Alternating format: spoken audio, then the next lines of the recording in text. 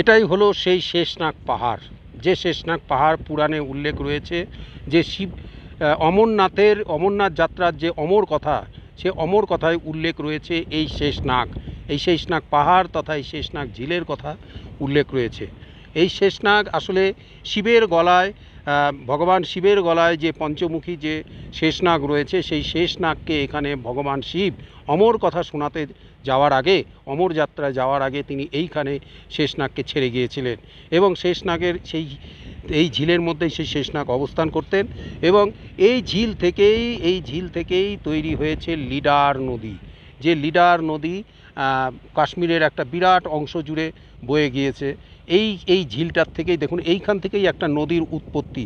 এই লিডার নদী সম্পর্কে অনেকেরই আগ্রহ রয়েছে, কিন্তু অনেকেই জানেন না বা উৎসুক রয়েছেন যে কোথা থেকে লিডার নদীর উৎপত্তি।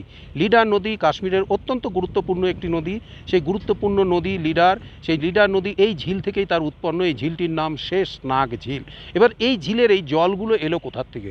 এই জলগুলো এলো পুরোটাই বরফ গলা জলে পুষ্ট। এই যে দেখতে পাচ্ছেন যে শেষনাগ যে পাহাড়, এই শেষনাগ পাহাড়ে যে সাদা অংশগুলো দেখছেন, এগুলো সব বরফাবৃত। সেই বরফগুলো গলে গলেই দেখুন এই মাঝখান থেকে বয়ে এসে সেগুলি ছোট ছোট রেখা হয়ে সেটা এই ঝিলে এসে সেই জলগুলো জমা হয়েছে এবং জমা হয়ে সেটি একটি ঝিলের আকার দিয়েছে। দেখুন সবুজ জল, নীলাভ সবুজ জল, যে জল থেকে তৈরি হয়েছে সে লিডার নদী। পরিষ্কার স্বচ্ছ জল, খালি চোখে যে জল দেখে সত্যি আমরা অভিভূত। এই শেষনাগ পাহাড়ের পরেই যে অন্যান্য পাহাড়গুলো রয়েছে সেগুলো আপনাদের একবার দর্শন করায়। এই যে দেখুন কি সুন্দর সে পাহাড়। এক একটি পাহাড়ের আকৃতি এক এক রকম বৈচিত্র্য, এক এক দিককার পাহাড় এক এক রকমের। এই যে দেখুন এই দিকের যে পাহাড়টি দেখছেন, দেখুন ভাঙাচূড়া পাহাড়, যেন মনে হচ্ছে এই পাহাড়টি আমাদের উপরে এখনই ঢলে পড়বে। অত্যন্ত সুন্দর দেখতে, পাশাপাশি ভয়ঙ্কর বলা চলে। এই পাহাড়গুলো দেখুন এরকম, পাশাপাশি এই দিকের পাহাড়গুলো দেখুন, এই পাহাড়গুলোর বৈচিত্র্য আবার অন্যরকম। দেখুন সব স্তরে স্তরে সাজানো, বিভিন্ন স্তরে এই পাহাড়গুলোর সৃষ্টি,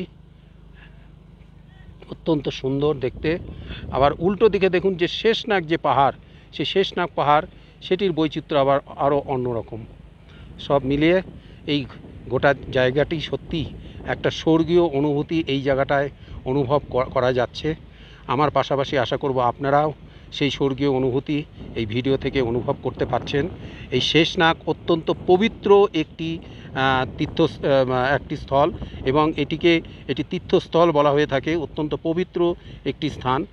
এইখান থেকেই লিডার নদীর উৎপন্ন হয়েছে এবং এইখানেই ভগবান শিব মাতা পার্বতীকে যখন তিনি অমর কথা শোনাতে রওনা দিয়েছিলেন, তখন পথে তার শরীরে থাকা বিভিন্ন তার যে অনুচর, তাদেরকে এইখানটায় তিনি নামিয়ে গিয়েছিলেন এক এক জায়গায়। ঠিক এই জায়গাটাতে তিনি নামিয়েছিলেন শেষনাগকে, গলার শেষনাগকে, যার জন্য এই জায়গাটির নাম শেষনাগ। এইখানে যে এই পাহাড়টা দেখছেন, এই পাহাড়টি যখন পুরো বরফে আবৃত থাকে তখন একেবারে ঠিক সেই পঞ্চমুখী সাপের আকারে, ফোনা বিশিষ্ট সেই পঞ্চমুখী সাপের আকারে এই পাহাড়কে অনুভূত করা যায়। যেন মনে হয় যে সেই শেষনাগ, স্বয়ং সেই শেষনাগ সেখানে বিরাজ করছে। এই যে দেখুন সেই শেষনাগ ঝিল, এই ঝিল থেকেই শেষনাগ পাহাড়ের উৎপত্তি। আমাদের অমরনাথ যাত্রার আজ যে ট্রেকিং, অর্থাৎ পায়ে হাঁটা পথের যে ট্রেকিং, তার আজকে প্রথম দিন। এই প্রথম দিনে আমরা চন্দনবাড়ি থেকে সকালবেলা রওনা দিয়েছিলাম। চন্দনবাড়ির থেকে সকালবেলা 5টা 50 রওনা দিয়ে এই মুহূর্তে আমরা পৌঁছে গিয়েছি শেষনাগে।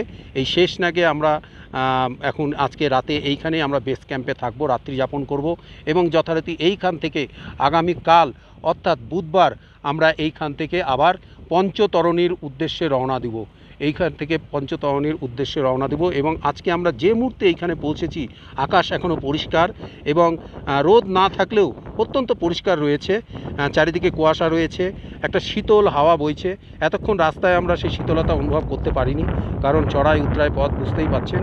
আমরা এক প্রকার প্রচণ্ড গরম অনুভব করেছিলাম, কিন্তু এই শেষনাগ যে ঝিলের পাশে দাঁড়িয়ে শীত অনুভূত হচ্ছে, ঠান্ডা বাতাস বইছে এবং অত্যন্ত সুন্দর একটা অনুভূতি এখানে অনুভব করা যাচ্ছে।